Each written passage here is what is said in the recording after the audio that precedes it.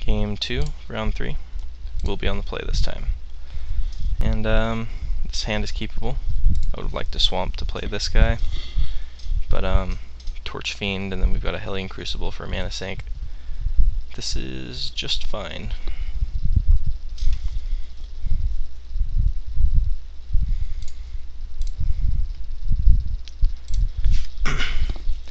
I didn't see really anything lower than 4 mana cost from him, other than his like Searing Spears. Well, there's the swamp, but we're still going to play Torch Fiend.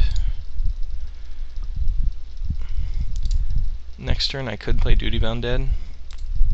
I kind of want to start mana sinking. I'm not really sure.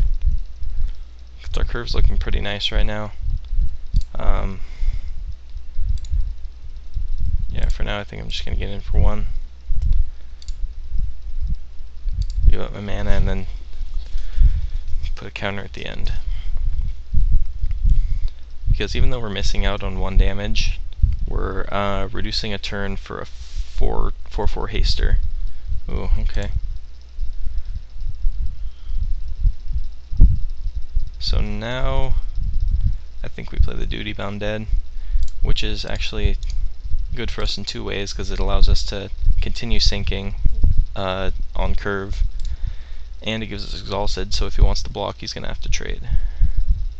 So, I shall demonstrate. Attack for 3.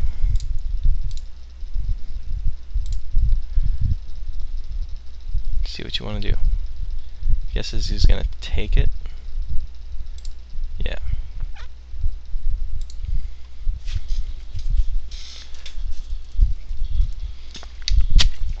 So even though we passed up on the Duty Bound Dead, I still argue that we were perfectly on curve.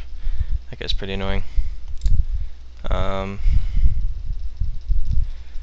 So let's put counter. So our options are to turn to slag that,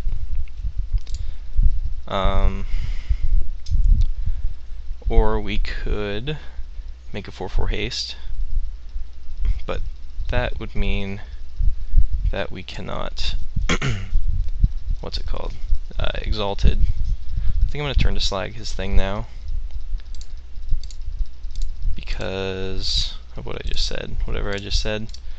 Now I can continue attacking with this guy without fear of him just blocking for value.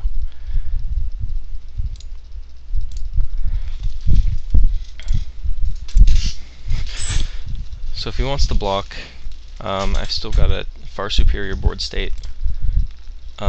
Okay, so now my guess is he's either got Magma Quake or a 5-drop to play, like Grook's Pack Leader. But I'm still fine with that. Or that. See what he gets. Sentinel Spider, perhaps, or his giant Duskdale Worm.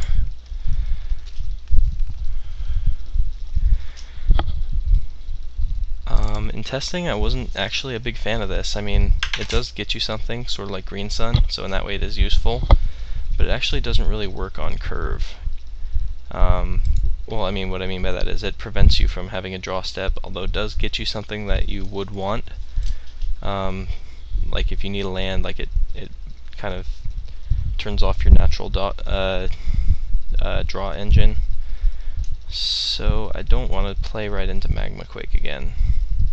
So I don't just want to run. I could run this out and make a guy, but then I'm just going to get absolutely destroyed by Magma Quake. So I think I'm just going to make my dude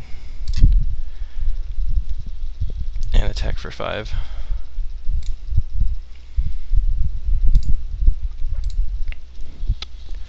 And there's not really much point in Ravenous Ratzing right now. I don't even know if that's a word, but okay. So he could Magma Quake for pretty good value right now if he has a land. He's tapping pretty triumphantly. It's a fascinating draw, or play. You play your 4/4 that is not going to be able to attack. Nothing to play end of turn.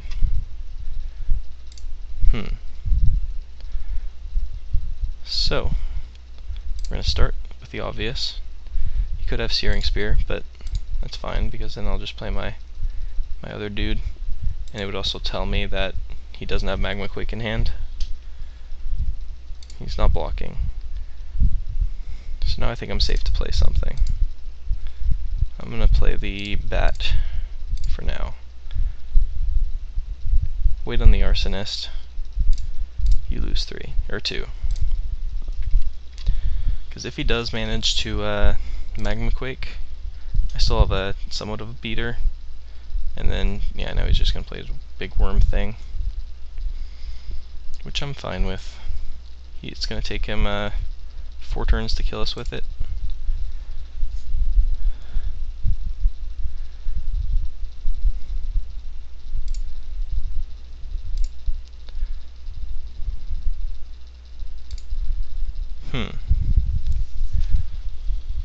So now I think it's time to run out our hand, because we can do that, we can do this, and have regeneration mana to block 5 of the damage, which puts him on a slightly slower clock.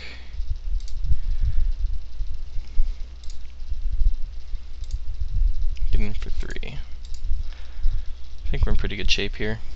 He has 2 cards, but technically only 1 card, because we're gonna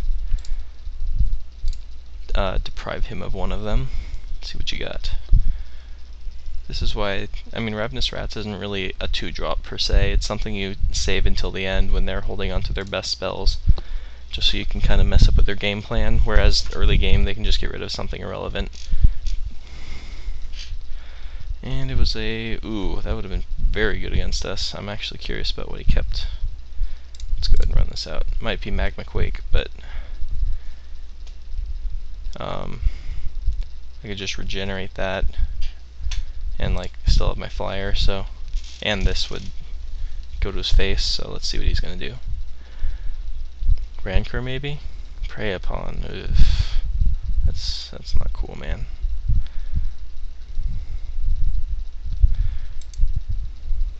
Huh.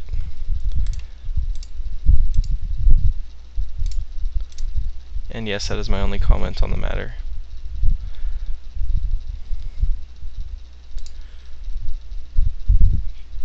Goodbye, Yevas Force Mage.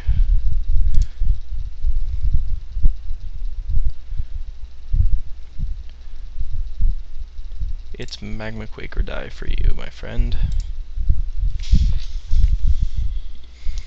Probably should have attacked with the Goblin Arsonist too, and the Ravenous Rats, but I'm not sure it's going to matter. Hindsight is 20/20, as they say. And I think we sideboarded fairly correctly there.